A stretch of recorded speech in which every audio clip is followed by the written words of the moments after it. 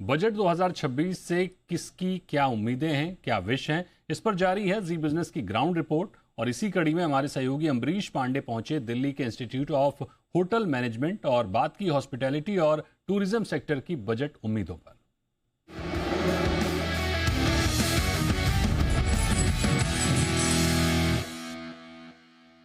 Budget के मुहाने पर हम हैं और हमें ये देखना है कि वित्त मंत्री अपने बजट भाषण में 1 फरवरी को क्या बोलेंगे। लेकिन उसके पहले बजट में किसको क्या रिक्वायरमेंट है, ये जानने के लिए हम पहुंचे हैं FHRI के IHM इंस्टीट्यूट में। और यहाँ हम जानेंगे कुछ स्टूडेंट्स से, कुछ टीचर्स से, FHRI के लोगों से कि आखिर उनको बजट से किस तरह की उम्मीदें हैं, क्या चाहते हैं वो बजट में क्या मिले। सर, सबसे पहले तो हम जानना चाहेंगे आपसे कि जिस तरीके से आप ये इंस्टीट्यूट पूरा डायरेक्टर हैं आप उसके, किस तरीके का रिक्वायरमेंट है, किस तरीके का इंडस्ट्री को सपोर्ट चाहिए ताकि आप जिन बच्चों को ट्रेन कर रहे हैं वो इंडस्ट्री में अब्जॉर्ब किए जा सके। जी देखिए, ऐसा है कि पर्यटन जो है वो भारत के लिए एक बहुत इम्पॉर्टेंट सेक्टर है, जिसमें गवर्नमेंट ऑफ इंडिया को आज की डेट में या स्टेट गवर्नमेंट को आज की डेट में एक इंफ्रास्ट्रक्चर को अपने को और लॉ एंड ऑर्डर को जो है मजबूत करना पड़ेगा।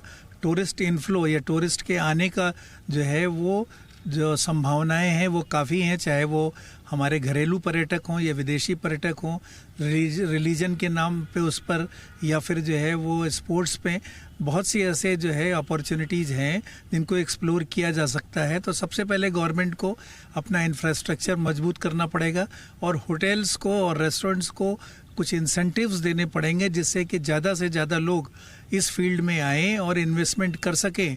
और उससे भी बड़ा काम ये है कि जो ट्रेंड मैन पावर है, उन ट्रेंड मैन पावर को एक प्रॉपर तरीके से जो है एम्प्लॉयमेंट मिले और जिससे कि वो इस इंडस्ट्री में वर्क कर सकें और इस इंडस्ट्री में ग्रो कर सकें।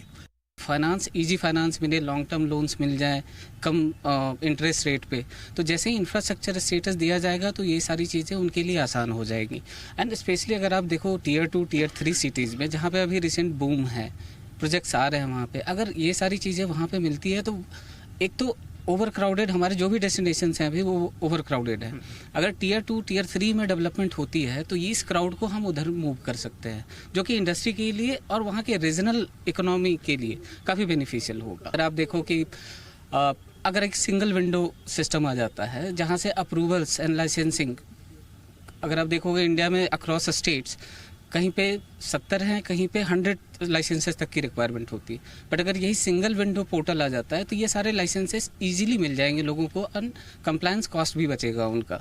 तो ईज ऑफ डूइंग की बात कर रहे हैं सर, लेकिन हमारे साथ कुछ स्टूडेंट्स भी हैं, उनसे भी जानेंगे कि आखिर इंडस्ट्री में उनके आने का जो इंटरेस्ट था वो कैसे पूरा हो रहा हो। इसको लेकर स्कॉलरशिप्स उन बच्चों को देनी जानी चाहिए, like for single girl child या फिर जो उसके केपेबल हैं स्कॉलरशिप्स के। एंड टूरिज़्म के ऊपर हमें बजट देना चाहिए हॉस्पिटैलिटी इंडस्ट्री में, सो दैट हर स्टेट अपना टूरिज़्म प्रमोट कर सके।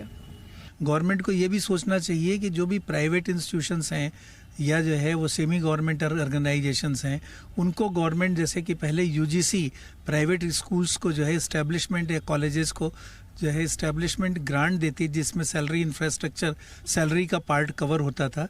कुछ उस तरह की स्कीम लेके आनी चाहिए जिससे कि पूरा इंस्टीट्यूट का खर्चा स्टूडेंट की फीस से न निकले।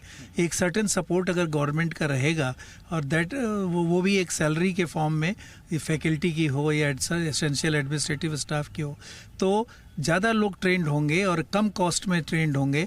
और जो हमारी सोसाइटी के ऐसे लोग हैं जो एक जो है ज़्यादा फीस अफोर्ड नहीं कर सकते हैं बट रियली कीन है, उनको ट्रेंड किया जा सकेगा और वो लंबे समय तक उन हॉस्पिटैलिटी इंडस्ट्री को सर्व कर सकेंगे। और कुछ है जो बजट में आप चाहते हैं? 2 चीज़ें हैं स्पेसिफिकली। एक अगर बात करूं मैं लास्ट माइल कनेक्टिविटी की, ये बहुत ही ज़रूरी है अगर हमें ओवर क्राउडेड डेस्टिनेशन से भीड़ हटानी है तो लास्ट माइल कनेक्टिविटी। एंड इसके लिए तो सरकार काम कर रही है, हेलीकॉप्टर सेवा और बाकी उड़ान स्कीम, सड़कें बेहतर कर दी हैं। इसको और इम्प्रूव कैसे करेंगे? इसको मेरे ख्याल से कुछ अभी भी डेस्टिनेशंस ऐसे हैं जिनमें कनेक्टिविटी की कमी है, तो उन डेस्टिनेशंस को आइडेंटिफाई किया जा सकता है एंड उन पे काम किया जा सकता है कि इसको कैसे मेन लाइन से कैसे कनेक्ट करें। ये एक स्ट्रैटेजिकली ये काम करना होगा। एंड इसके अलावा एक और जो इंडस्ट्री की डिमांड अभी चल रही है, रिसेंटली सस्टेनेबिलिटी पे बहुत ज़्यादा जोर दे रहे हैं लोग एंड इंडस्ट्री अच्छा कर भी रही है, जहाँ तक हो रहा है वो अडॉप्ट भी कर रहे हैं। बट जब आप देखें सस्टेनेबिलिटी को कि इट्स कॉस्ट भी होता है इसके साथ। अगर गवर्नमेंट ग्रीन इनिशिएटिव्स को किसी तरीके से इंसेंटिवाइज कर सकती है, वो इंडस्ट्री के लिए बहुत अच्छा होगा। एंड हमारा जो अल्टीमेटली इंडिया का जो गोल चल रहा है कि हमें मोर इको फ्रेंडली और ये सारा कुछ नेट जीरो पे, तो उसको भी काफ़ी बूस्ट मिले। आपके हिसाब से टूरिज्म को लेकर, हॉस्पिटैलिटी को लेकर इस बजट में क्या हो जाएगा जो एक महिला के नाते आपको अच्छा लगेगा? एक चीज़ मैं ज़रूर बताना चाहूँगी कि इंडिया में बहुत अच्छी जगह है, लोगों को पता नहीं है, अवेयरनेस बढ़ानी ज़रूरी है। दूसरी चीज़ है कि लोकल्स जो लोग आसपास रहते हैं उन जगहों में, उनमें थोड़ी सी गवर्नमेंट को फंडिंग करनी चाहिए उनको अवेयर करने के लिए, ताकि वो कल को अपने लोकल प्रोडक्ट्स को सुविधा के हिसाब से लोगों तक पहुंचा सके।